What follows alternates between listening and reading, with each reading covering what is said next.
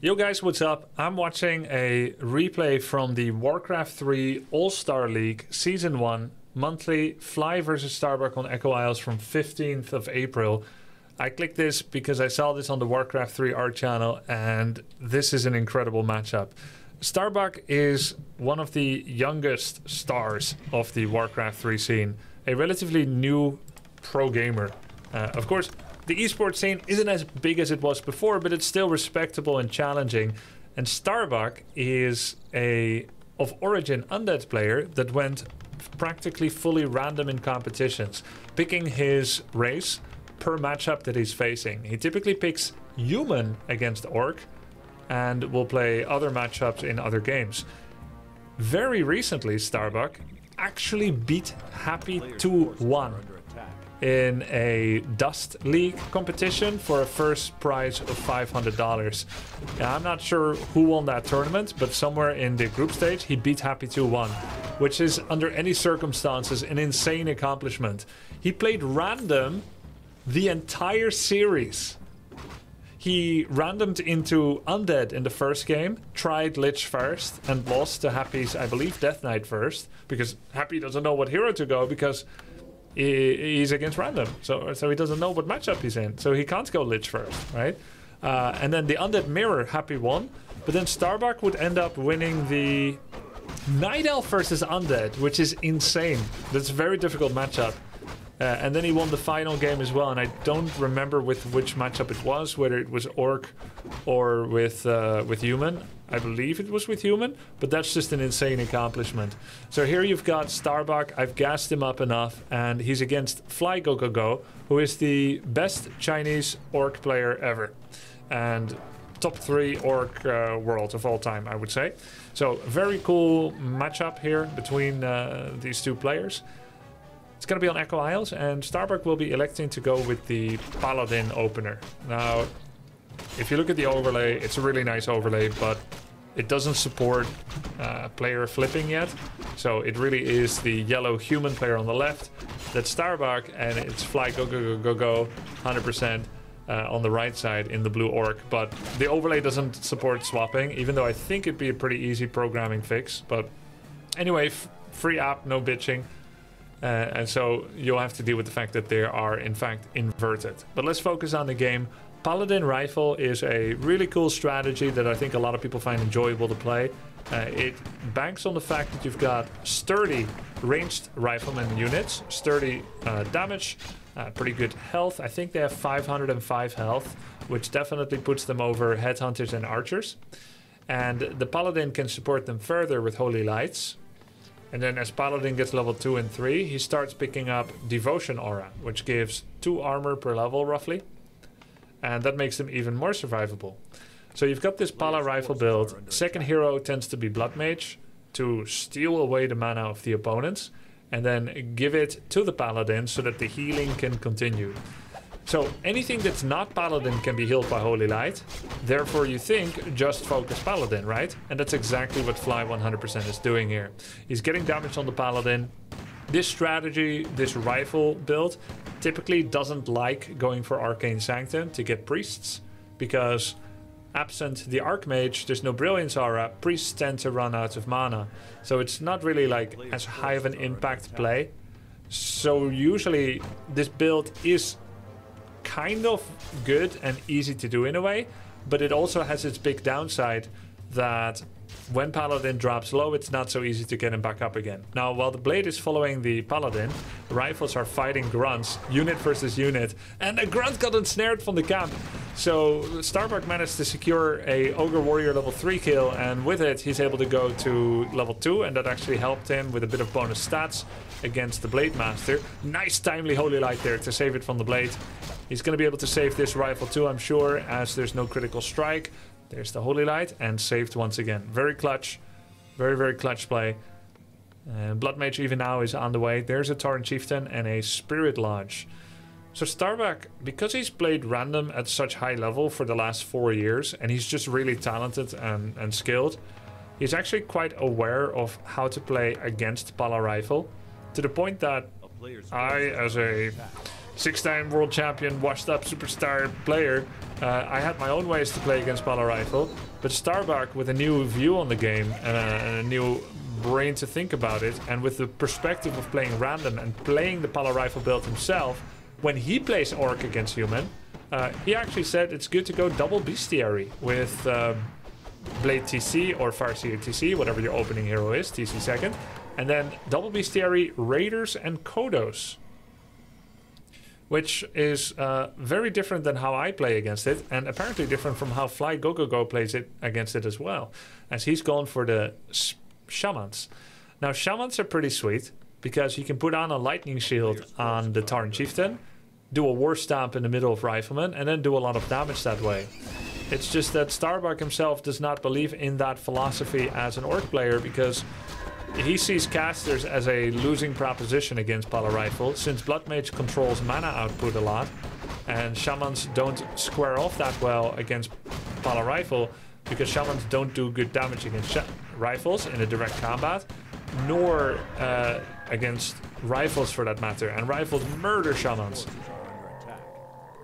Now, Raiders also have some downsides, because Ensnare can get cancelled by Banish, which is the only thing in the world that can cancel Ensnare.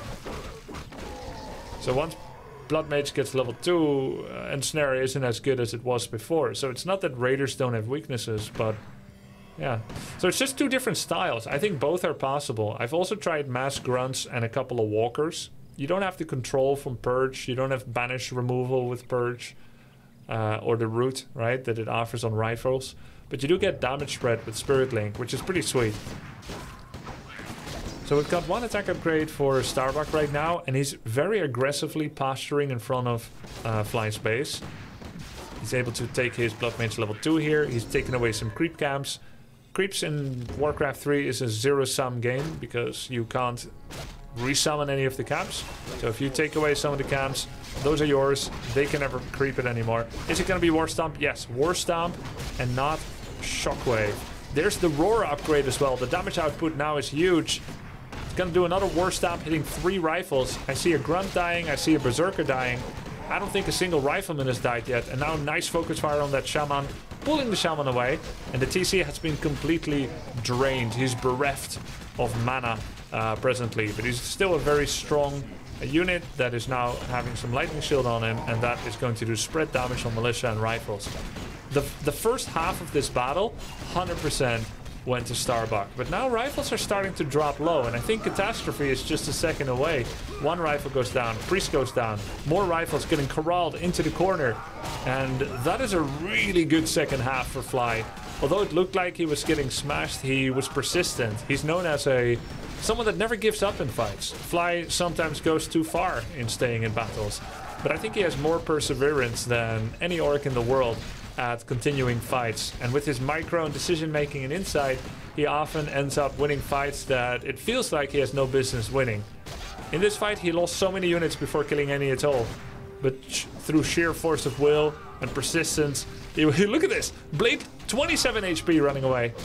He was able to get the second half of the fight. That's a Shaman kill. He's trying to get that Priest. TC, of course, has speed aura. But now with the Sorceress coming in, hitting with the slow, and the Priest healing himself, Holy Light and mana is now available again because of the Siphon.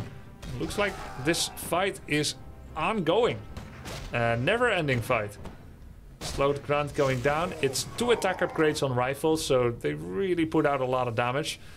Turns out that Starbuck does indeed go for an Arcane Sanctum and starts adding some casters into the mix. Wants that little bit of healing from the Priest, particularly to heal the Paladin.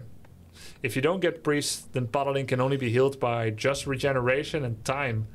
And maybe a Vault with heal pots and regen scroll, but that's expensive. Accidentally not turning off autocast on creeping means that a creep got slowed, and that is not a good result for the Sorceress, who would have loved to have a slow here. It's gonna make Starbuck feel like he should TP out. That was a pretty nasty creep deck anyway. And Lyn ends up cleaning up, sorry, not Lyn. Fly ends up cleaning up and clears up the rest of the camp.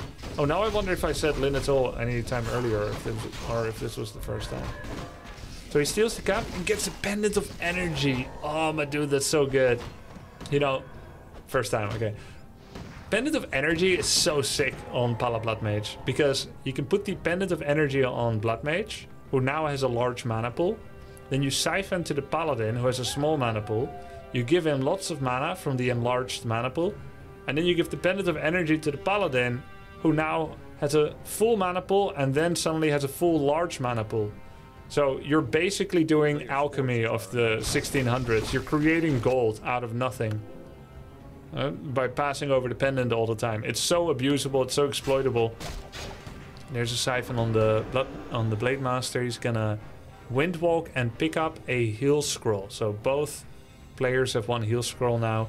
Echo Isles is a very interesting map because there is a single goblin shop system. So there's a lot of denial active. Anytime you're fighting for that goblin shop, there's only one invulnerability potion, there's 2 heal scrolls. If you can nab both, then you know your opponent doesn't have any. So that's pretty sweet. Invis potion on the TC. He's gonna sneak in and try to posture his Tauren Chieftain in a very compromising position in the middle of the Rifles Priest Sorceress. Very cool play. He even leads in with the Lightning Shield. Lightning Shields tend to last 20 seconds. It doesn't do damage, by the way, Lightning Shield, from an Invis hero. In case you're wondering, wouldn't he know if he starts taking AoE damage? Actually doesn't work until the hero reveals itself. So, yeah, that was a pretty decent Lightning Shield stomp. Maybe a little impatient and impetuous. He only got about 5 units. There's a chance to get more. But still a very good ambush here as Starbuck starts to kite backwards. Trying to keep himself in a good spot. Nice Holy Light on the Blood Mage there. I'm noticing Paladin doesn't have any way to get away. Does he have invisibility? No, he does have Banish though. Purge on the Paladin to remove the Banish. Is there another Banish? Or is Paladin gonna die? Paladin goes down. I feel like he did have Banish though. He was unable to cast it on time. It's gonna banish his Blood Mage now. There's a Purge. That was the last Purge. But that's also the last Banish. He's gonna kill the Blade Master to free himself. Another Raider comes in, is sure to take down the Blood Mage. Oh, I feel like he was 82 mana. That's just my feeling. He was like 3 mana away from my banish. So now you've got this large human army without any heroes. So we're full StarCraft mode now on the side of Starbuck. It's very hard for him to kill anything almost at all. He doesn't have a lot of damage. For Fly, that is. Kills 1 rifle there. Another rifle might actually die to the creeps. No, it stays alive. And Starbuck is still killing units. He's actually sending off a unit so that he can tavern rebuy one of his heroes, because he's not getting any experience for the kills that he's getting at the moment. I think 585 gold, 580 gold or so is the price for the Paladin. He's at 590, 595, 600. Is he gonna rebuy a hero? He actually went with the Blood Mage. Oh, I know why. He already started his Paladin in the tavern, in the altar earlier. So, very, very scary fight here for Starbuck. He's losing so many units. Gets a good couple of kills, though. This is good news for us viewers, because the chances that we get to Phoenix go up the more Blood Mage is getting kills. Meanwhile, for some reason, peasants have run to Fly's base and are even now thinking of starting to set up shop and making some towers. But I think a Raider or a Grunt found them, so they're now retreating. So those peasants are what? A distraction? Now, Starbuck seems to be opined that perhaps there is a expansion happening, and that's why he was headed straight towards Fly's expansion location. Didn't have the presence of mind to send a peasant there to maybe ascertain if it is or is not the case, so he's forced to commit his entire army on the eventuality that there is an expansion, notices there isn't one, and then backs off forthwith. Though there is some long distance mining with the peons, which I feel like would have been a pretty decent pickup as well. But he didn't stay long enough to see them. So lucky peons live to see another day. Starbuck gets to the Goblin shop. Checked it out.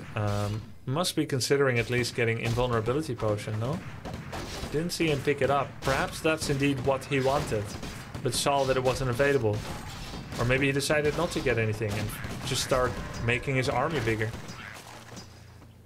TC level 5.4. We have a 4.6 Blood Mage, 4.1 Paladin.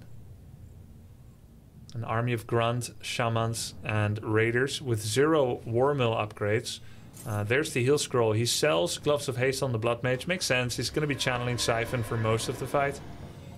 and buys double heal scroll. So that's going to help him a lot against the spread damage from War Stomp, from Lightning Shield, and even spread physical damage.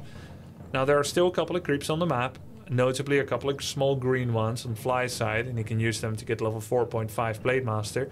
And then there's an orange cap in the bottom right as well, that I believe will round it out to a level 5 Blade Master, if Fly so chooses to creep those 3 camps in rapid succession. For Starbuck, things are looking a little bit more up. He's got 2 orange camps, and that will probably, by my feeling, net him Blood Mage level 5 and Paladin level 4.7, should he take both camps. If he can separate his Blood Mage from the camp to make sure that he doesn't overfeed a level 5 maxed out creeped Blade Master, Blood Mage, then he may even get level 4.8 Paladin. But a fight looks like it is brewing on the horizon. A very big split. Why is Starbuck splitting like this? He saw no endurance aura. That means TC might be invisible even now. So he was looking to dodge a potential War Stomp invisible. Now that he sees the TC, he's gonna kite backwards. Does not have a slow left for the TC, and that's a 5-6 unit War Stomp, maybe 7 even if you count the Paladin.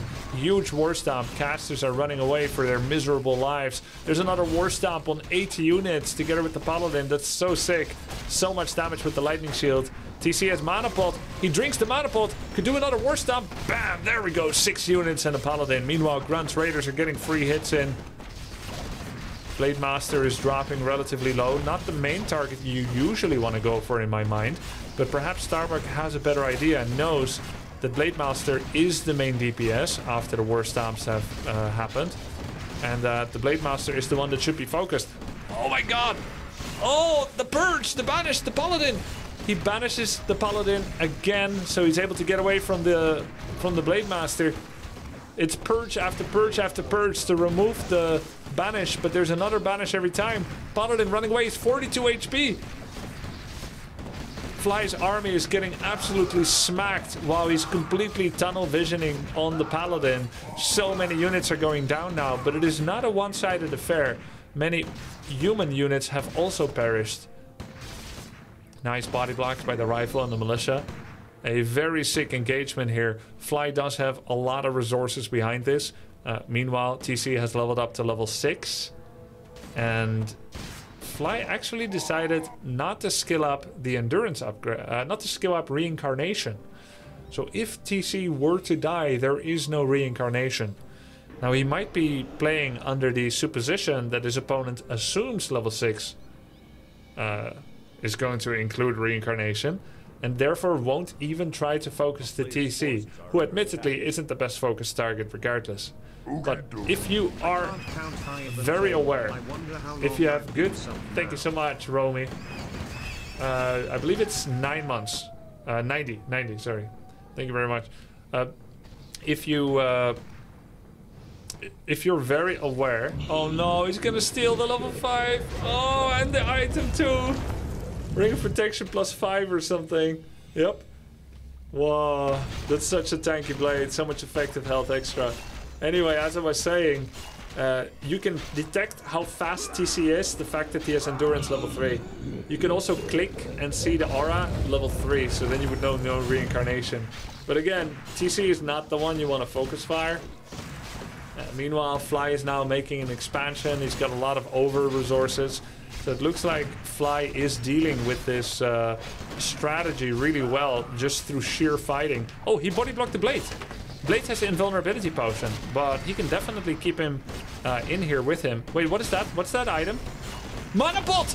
Mana Pot to the Blade Master so he can Windwalk and get out! Oh, very clutch. Very, very clutch. Oh, that is a sweet-ass move. Nice job, Fly.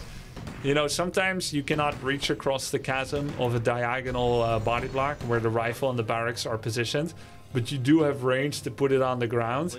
And then the other unit on the other side also has range to pick it up. Oh, Fly is showboating. This is wonderful. That's so funny. He keeps ensnare spamming the rifle that's body blocking Starbuck's entire army inside his own base. Now, there is another way out. There's definitely another way out. He simply took the back door. Yep. So that is a slow and one free raider kill. But meanwhile, Fly has bought so much time for his expansion. and has more money than he knows what to do with. I feel like now would be a good time to make units. 2 burrows, units, and some mercenaries. And before you know it, Fly would have mushroomed all the way towards 70 population, 80 even. You want to get to that critical mass before Starbuck decides to attack and maybe get some nice micro moves off. But to be fair, it is becoming difficult to see how Starbuck can still win. Take a look at the inventories even. You've got 2 permanent items and 0 consumables. And then you have Fly's inventory. No, he's not going to steal the turtle. No, he's not. Scourge Bone Chimes would have been a sick pickup for the melee-based army of Fly. There's the War Stomp coming in. Decent War Stomp. 3 units and the Paladin. He's going to try to just mass focus fire the Paladin, who did not skill Divine Shield, and is going to be taken out. That's got to be it. Very nice job by Fly. 100%. That's a win. Very cool game. GG. Hope you enjoyed the cast. If you did, make sure to hit us up. See you next time. Thank you for watching. Bye.